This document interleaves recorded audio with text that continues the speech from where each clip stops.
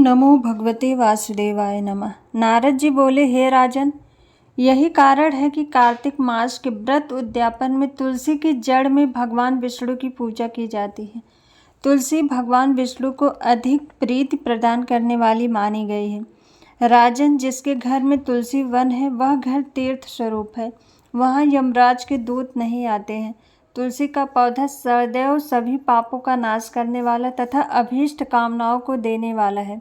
जो श्रेष्ठ मनुष्य तुलसी का पौधा लगाते हैं वे यमराज को नहीं देखते। नर्मदा का दर्शन, गंगा का स्नान और तुलसी वन का संसर्ग, ये तीनों एक समान कहे गए हैं। जो तुलसी की मंजरी से संयुक्त होकर प्राण त्याग करता है वह सैकड़ों पापों से युक्त ही क्यों न हो तो भी यमराज उसकी ओर नहीं देख सकते। तुलसी को छूने से कामिक, वाचिक, मानसिक आदि सभी पाप नष्ट हो जाते हैं। जो मनुष्य तुलसी दल से भगवान का पूजन करते हैं वह पुनः गर्भ में नहीं आते, अर्थात जन्म मृत्यु के चक्कर से छूट जाते हैं। तुलसी दल में पुष्कर आदि समस्त तीर्थ, गंगा आदि नदियाँ और विष्णु प्रभृति सभी देवता निवास करते हैं। हे राजन, जो मनुष्य तुलसी के काष्ठ का चंदन लगाते हैं उन्हें सहज ही मुक्ति प्राप्त हो जाती है और उनके द्वारा किए गए पाप उनके शरीर को छू भी नहीं पाते। जहाँ तुलसी के पौधे की छाया होती है वहीं पितरों की तृप्ति के लिए श्राद्ध करना चाहिए। जिसके मुख में, कान में और मस्तक पर तुलसी का पत्ता दिखाई देता है उसके ऊपर यमराज की दृष्टि नहीं डाल सकते हैं। फिर दूतों की तो बात ही क्या है। जो प्रतिदिन आदत पूर्वक तुलसी की महिमा सुनता है वह सब पापों से मुक्त हो ब्रह्मलोक को जाता है। इसी प्रकार आंवले का महान वृक्ष सभी पापों का नाश करने वाला है। आंवला का वृक्ष भगवान विष्णु को प्रिय है। इसके स्मरण मात्र से मनुष्य गोदान का फल प्राप्त करता है।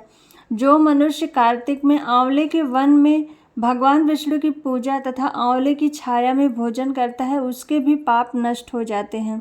आंवले की छाया में मनुष्य जो भी पुण्य करता है वह कोटि गुना हो जाता है। जो मनुष्य आंवले की छाया के नीचे कार्तिक में ब्राह्मण दंपत्ति को एक बार भी भोजन देकर स्वयं भोजन करता है वह अन्न दोष से मुक्त हो जाता है। लक्ष्मी प्राप्ति की इच्छा रखने वाले मनुष्य को सदैव आंवले से स्नान करना चाहिए। नवमी, अमावस्या, सप्तमी, संक्रांति, रविवार, चंद्र ग्रहण तथा सूर्य ग्रहण के दिन आंवले से स्नान नहीं करना चाहिए। जो मनुष्य आंवले की छाया में बैठकर पिंड दान करता है उसके पितर भगवान विष्णु के प्रसाद से मोक्ष को प्राप्त होते हैं।